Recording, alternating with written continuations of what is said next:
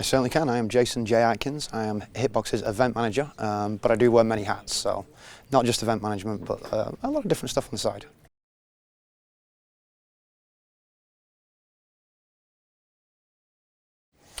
It already is, to be perfectly honest. We've just recently entered into negotiations with multiple partners coming up for 2016 and beyond. As no doubt you probably know, we now have the rights to ESL content, non-exclusively of course. Yeah, the market is most definitely very interesting right now.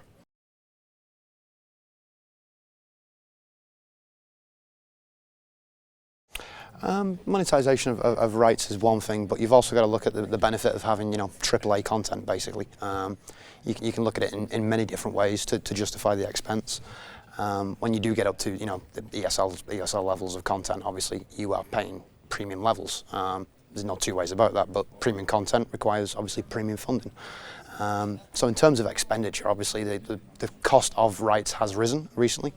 But in line with production quality and actual viewership. So I think the relationship is relatively healthy, to be honest.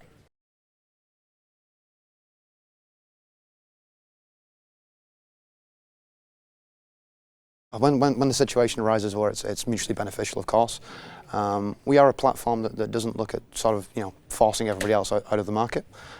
We like working with other people where we can, because we feel that our platform differentiates itself by being, I don't want to say technologically superior because that sounds like I'm bashing the competition, but just as an example, we were the first to market with 4K. And also, obviously, HTML5 is now one of our things, which we have for all of our streams. On top of that, of course, we also have, open platform. It's super simple to start making money with ourselves. So we are starting to branch out and looking at the first 2 years of Hitbox. We're basically building the infrastructure, making sure the tech was right, making sure the support systems are in place. Now it becomes about content acquisition, but only under circumstances that work for all parties involved. Well, I suppose the saying is it's good to be first, best, or different. We're working on at least 2 of those things right now. So I will leave that to your viewers to decide which 2, obviously, because it's not for me to brag. But like I said before, we have been first to market with many key features. Now, our competitors probably will follow. Where we have to stand out is we have to continue to innovate. Things like hashtags in chat, obviously, like I already mentioned, open partnership, and the way we approach individuals and smaller studios that we see potential in.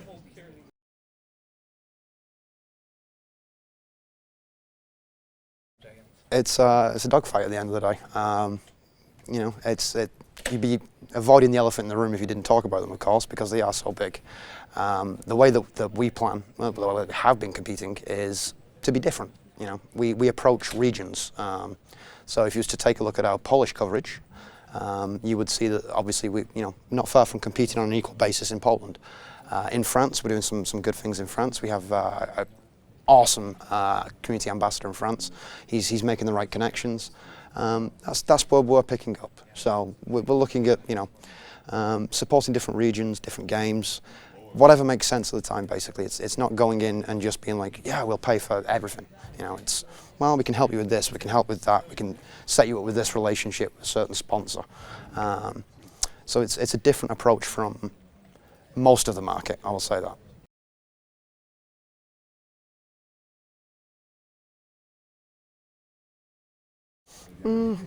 If done correctly, I will say yes. But as we've seen in the past, with like DirecTV's CGS back in the day, when it's not done correctly, it doesn't translate to TV. It's a long format basically. Like most people who are watching IEM, they will watch multiple hours of broadcast in a day, rather than your sort of Sunday football in America. Football, yeah. Where you might see like sort of 90 minutes of concurrent viewing, and then that's it for the week. So it is a different model. It's not impossible for the mainstream to come on board. Tournaments are looking at selling, regional. Who'd be an example of that? Like Star TV were part of the CGS deal. Sky B out of the UK were. I think some companies have been burned in the past, but the market is now mature enough where you could regionally produce content for TV. I mean, we are starting to see it being done. It's not really a threat to us at Hitbox because we're global.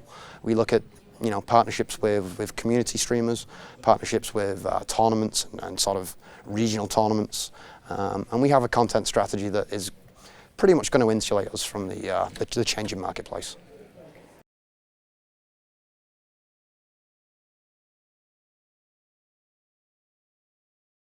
In terms of community and things like that, a good example would be we just recently had DICE. So obviously DICE, big award show. We managed to get the rights to, non-exclusive again, because we don't mind competing. And we handed out the rights to community streamers. So yeah, we look at it in terms of spreading the love. So if we pick up rights to something that makes sense to pass to different partners, like say, when we pick up a regional CS tournament that might have, a few good tier 2 teams in it, Epsilon would be a good example. We will distribute the rights to different regions. We recently did DreamHack Leipzig for the Russian and Brazilian Portuguese streams. So we are definitely looking at grassroots, building up, and also the top end as well to push that name out there. Because at the end of the day, you can't just be one or the other. You have to be all-encompassing. I mean, we already see this in the market as it exists right now. So if you're not approaching it from both ends, then you're going to fail, basically. Community is always going to be a huge part of that. It's one of the driving factors. It's how you have consistent viewers. It's how you get consistent content. So it's neither side is something that we overlook. We try and strike a balance. Okay. Certainly, if the situation's right. Now, I've just come from working with Gfinity, who also hosts viewing parties and things like that. So I have seen that it is something that's viable, but you do have to provide an environment that's people want to attend. We've seen this with Meltdown, with the Barcraft. We have a big partnership with Meltdown right now, where we sponsor the Meltdown bars basically. So it's more leaning towards the community, but it also does involve esports. So it's that balance again where you can justify it on two fronts. Moving forward, it is definitely something that we are looking at and we're focusing on. Because to drive that community interaction, to build a community around the content, is at least half of the battle as far as I'm concerned.